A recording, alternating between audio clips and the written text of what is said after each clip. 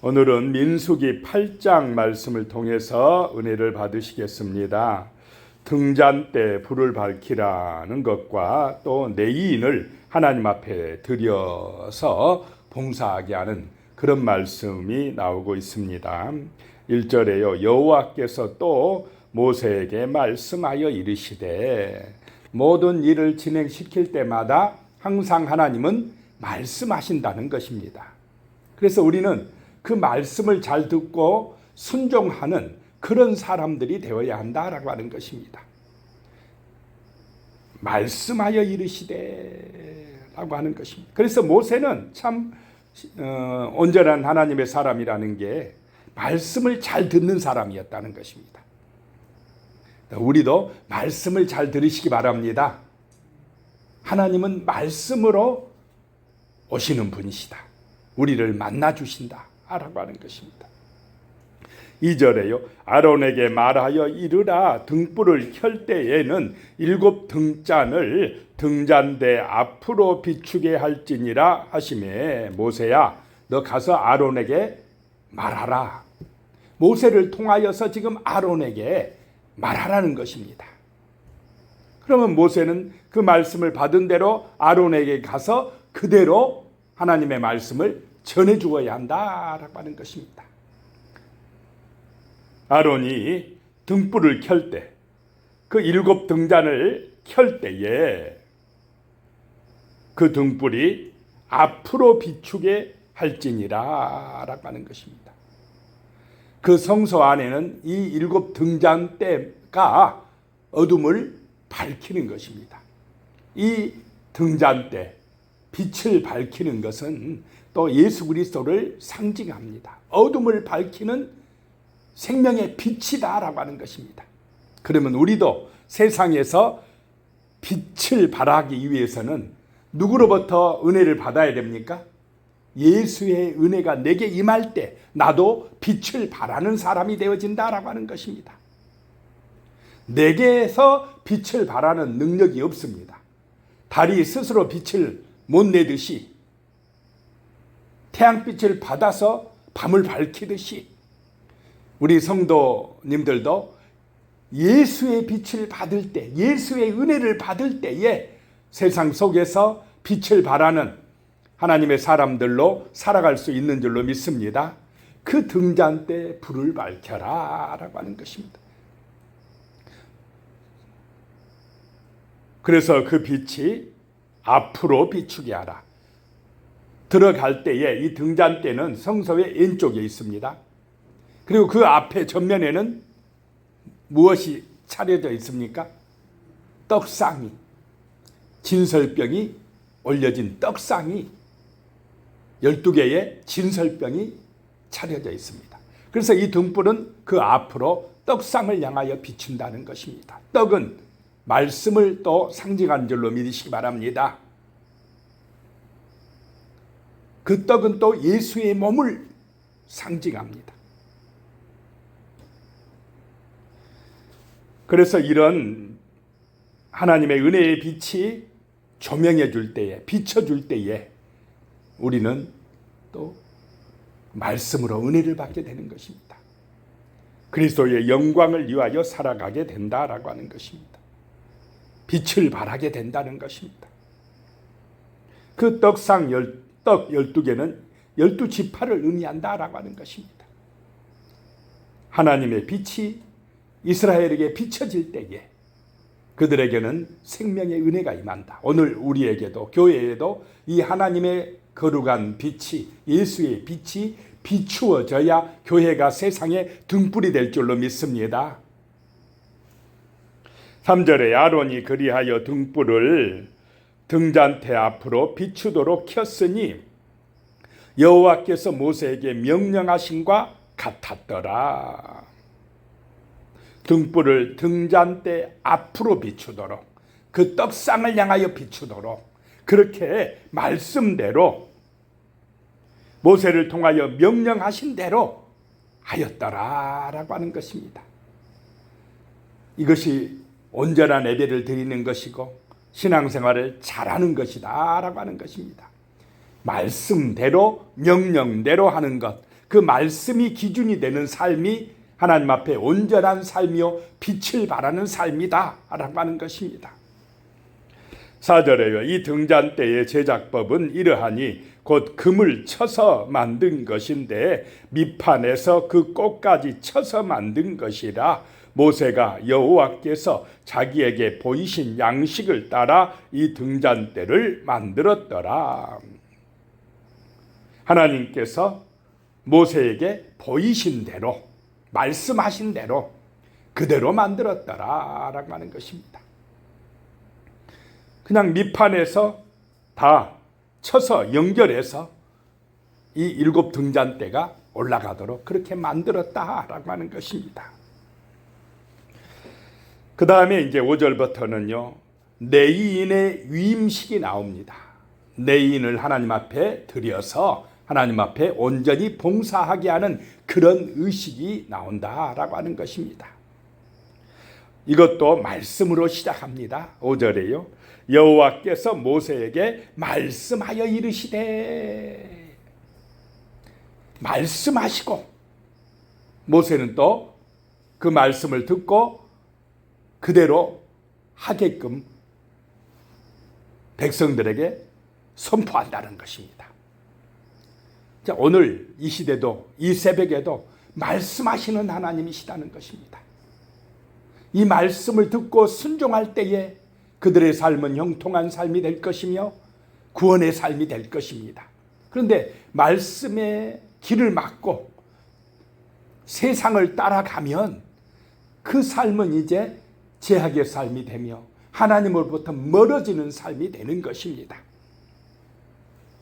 6절입니다. 이스라엘 자손 중에서 레위인을 데려다가 정결하게 하라. 레위인, 하나님의 성막에서 봉사하게 할 레위인은 구별하라. 데려다가 정결하게 하라. 자, 하나님 앞에 봉사하려면 먼저 어떻게 해야 된다 이 말입니까? 정결하게 하고 그 다음에 봉사해야 된다라고 하는 것입니다. 그 정결하게 하는 의식을 하라. 7절에요. 너는 이같이 하여 그들을 정결하게 하되 곧 속죄의 물을 그들에게 뿌리고 그들의 전신을 삭도로 밀게 하고 그 의복을 빨게 하여 몸을 정결하게 하고, 먼저 몸을 정결하게 하라는 것입니다. 속죄의 물을 가져다가 그들에게 뿌리고,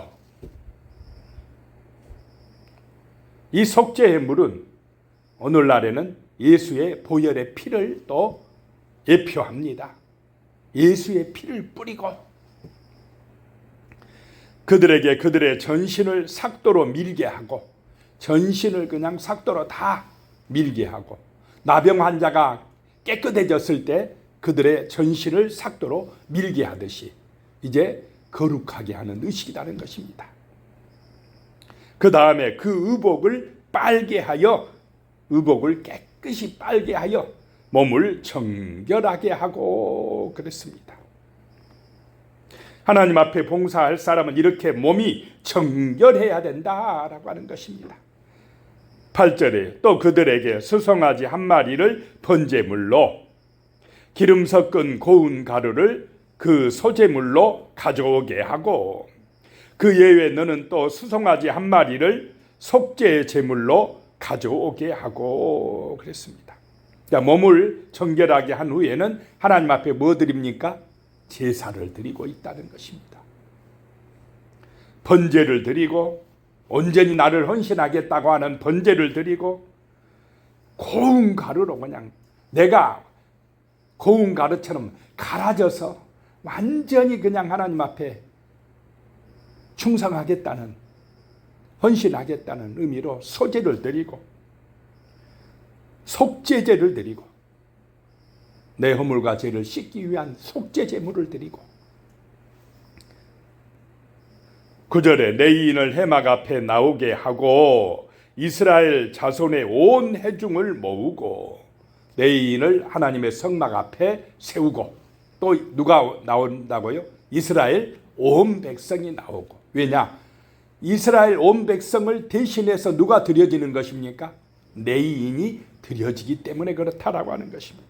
10절에요. 내인을 여호와 앞에 나오게 하고 이스라엘 자손이 그들에게 안수하게 한 후에, 이스라엘 자손이 안수합니다. 제사장이 안수한 것이 아니라 이스라엘 자손의 대표들이, 그 종족의 대표들이 내인에게 안수하고, 왜냐? 너희가 우리를 대신해서 이제 하나님 앞에 봉사한다라고 하는 의미입니다. 그래서 내인은 하나님의 성막에서 봉사할 때 누구를 대신해서 봉사하는 것이 됩니까? 이스라엘 백성을 대신해서 봉사한다라고 하는 것입니다. 그래서 그들은 섬김의 근거가, 목적이 자기 자신을 위해서가 아니라 누구를 위해서 내인은 봉사해야 됩니까? 이스라엘 백성을 위하여 봉사한다. 이 마음을 잊어버리면 안 된다라고 하는 것입니다. 봉사할 때 백성을 대신하여 내가 헌신하고 봉사한다라고 하는 것을 기억해야 됐다는 것입니다. 11절에요. 아론이 이스라엘 자손을 위하여 내인을 흔들어 바치는 제물로 여호와 앞에 드릴지니 이는 그들에게 여호와께 봉사하게 하기 위함이라. 아론 제사장이 내인을 흔들어 바치는 제물로 하나님 앞에 드린다. 그래서 내인을 직접 흔들기 어려우니까 아마 제물을 흔들어서는 요제는 흔들어서 바친다는 것입니다. 그래서 하나님 앞에 내인을 드렸다는 것입니다. 그래서 봉사하게 하기 위함이다 라고 하는 것입니다. 12절에요. 내인으로 수송아지들의 머리에 안수하게 하고 내가 그 하나는 속죄제물로 하나는 번제물로 여호와께 드려 내인을 속죄하게 하고 또 번제물로 드려서 온전히 자신을 태워서 헌신하는, 봉사하는 그런 제사를 드리게 하고, 13절에요. 내인을 아론과 그의 아들들 앞에 세워 여호와께 요제로 드릴지니라. 14절에 너는 이같이 이스라엘 자손 중에서 내인을 구별하라. 그리하면 그들이 내게 속할 것이니라. 구별된 백성으로 내인을 드리라 라고 하는 것입니다. 자, 우리 성도는 세상과 구별된 백성인 줄로 믿으시기 바랍니다. 구별해서 하나님 앞에 드려진 백성이다. 이것을 잊지 말아야 된다라고 하는 것입니다. 그래서 하나님 앞에 봉사하고 헌신하는 그런 거룩한 백성이다라고 하는 것입니다. 내 이는 내게 속하였다, 내 것이다 라고 하는 것입니다.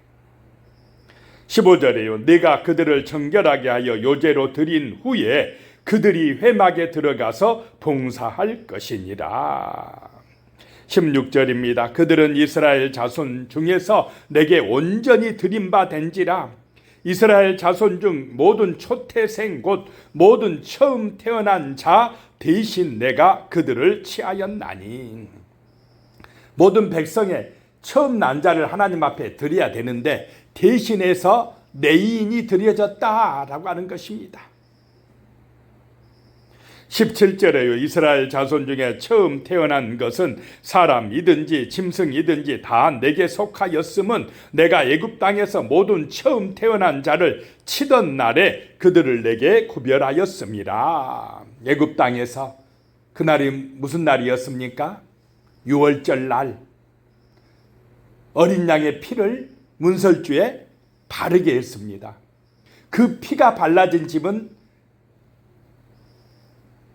장자가 죽었습니까? 안 죽었습니까? 안 죽었다라고 하는 것입니다. 이스라엘 가정들에게는 구원의 은혜가 임했지만은 불순종하고 피를 바르지 않은 애굽의 가정들 이외에는 그날 어떻게 됐습니까? 장자들이 다 죽고 짐승도 첫 것들은 다 죽었습니다. 하나님의 구원의 역사가 이스라엘에게만 나타나고 불순종한 애굽 사람들에게는 심판이 임했다라고 하는 것입니다. 오늘 이 시대에도 예수의 피를 믿는 사람들에게는 구원의 은총이 임할 줄로 믿으시기 바랍니다. 그런데 그 말씀에 불순종하고 예수님이 우리의 속죄의 은혜를, 우리에게 구원의 길을 열어주셨다는 것, 이것을 믿지 못하는 사람들, 그래서 예수의 피를 믿지 못하는 사람들에게는 심판이 임한다라고 하는 것입니다. 유월절 어린 양이 되신 예수를 믿어야 될 줄로 믿습니다. 그것이 은혜다, 구원의 길이다 라고 하는 것입니다. 18절에 그러므로 내가 이스라엘 자손 중 모든 처음 태어난 자 대신 내인을 취하였느니라. 19절에요. 내가 이스라엘 자손 중에서 내인을 취하여 그들을 아론과 그의 아들들에게 주어 그들로 회막에서 이스라엘 자손을 대신하여 봉사하게 하며 또 이스라엘 자손을 위하여 속죄하게 하였나니 이는 이스라엘 자손이 성소에 가까이 할 때에 그들 중에 재앙이 없게 하려 하였습니다. 이스라엘 자손 중에서 내인을 취하여서 백성들을 대신해서 내인들이 그 성막에서 누구를 도우라고 하였습니까? 제사장들을 도와서 봉사하게 하였다라고 하는 것입니다. 그래서 이스라엘 자손을 대신하여 봉사하고 이스라엘 자손을 위하여 속죄하게 하고 이스라엘 자손들이 성소에 나갈 때에 가까이 할 때에 재앙을 얻게 하려고 했다라고 하는 것입니다. 그래서 레위지파는 그들은 땅도 분배 받았습니까? 못 받았습니까? 못 받았고 백성들이 내는 11조를 가지고 살게 했다라고 하는 것입니다. 왜냐? 레위인이 성막에서 봉사해야 이스라엘 백성들이 속죄함을 받게 되고 그들이 하나님 앞에 나가 제사할 때 재앙을 받지 않게 된다라고 하는 것입니다. 그러니까 레위인이 이 일을 안 해버리면 어떻게 됩니까? 제사장과 레위인이 이 일을 안 해버리면 이스라엘 백성들에게 재앙이 임하고 속죄함의 은혜가 임하지 아니하고 하나님의 축복이 임하지 못한다라고 하는 것입니다. 그래서 이 하나님 앞에 예배하는 것, 제사하는 것이 가장 중요한 일이다. 온전한 예배가 드려질 때에 이스라엘 백성들의 삶에도 온전한 삶이 이루어질 줄로 믿습니다. 은혜와 복이 임한다라고 하는 것입니다. 20절에요. 모세와 아론과 이스라엘 자손의 온 회중이 여호와께서 레위인에 대하여 모세에게 명령하신 것을 다 따라 레위인에게 행하였으되 곧 이스라엘 자손이 그와 같이 그들에게 행하였더라. 하나님께서 모세에게 명령하신 대로 다 행하였더라. 레위인에게 온전하게 유임식을 행하였더라라고 하는 것입니다.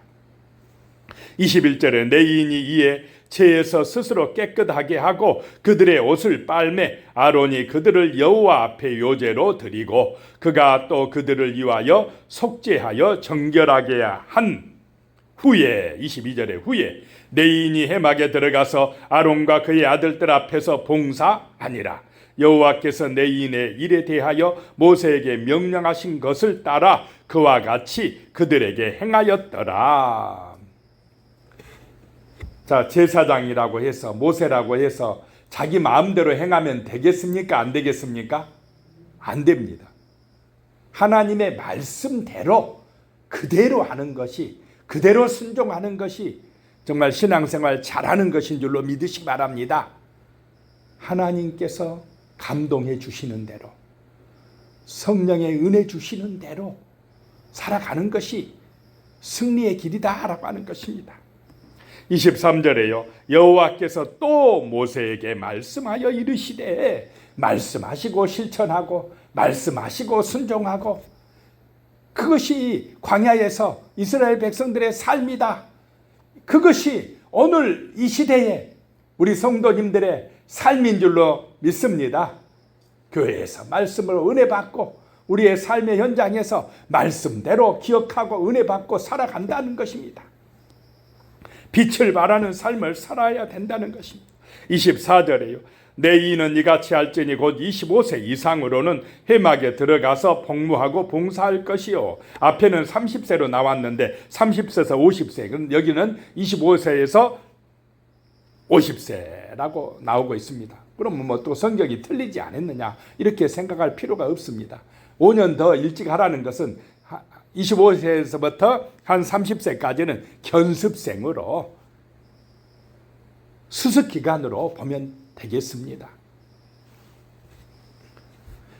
25절에 50세부터는 그 일을 쉬어 봉사하지 아니할 것이나 26절에 그의 형제와 함께 회막에서 돕는 직무를 지킬 것이요 일하지 아니할 것이라. 너는 내 인의 직무에 대하여 이같이 할지니라. 50세 넘으면 일하지 말되 돕는 사람, 시중 드는 사람, 보조하는 사람으로 충성하라라고 하는 것입니다. 기도하겠습니다. 하나님 아버지, 우리가 정말로 성소 안에 있는 등잔대의 불처럼 예수 그리스도의 빛을 받아서 세상에 빛이 되게 하여 주시옵소서. 내 인이 거룩하게 구별되어 정결한 몸으로 또 온전한 제사를 드려서 하나님 앞에 헌신하고 봉사하는 것처럼 우리도 하나님의 말씀으로 은혜를 받고 온전히 정결하게 되어 하나님 앞에 충성하는 헌신된 봉사자가 될 수 있도록 도와주시옵소서. 예수님의 이름으로 기도드리오며 이제는 우리 주 예수 그리스도의 은혜와 하나님 아버지의 무한하신 사랑과 성령의 교통하심이 영원히 함께 하시기를 축원하옵나이다. 아멘.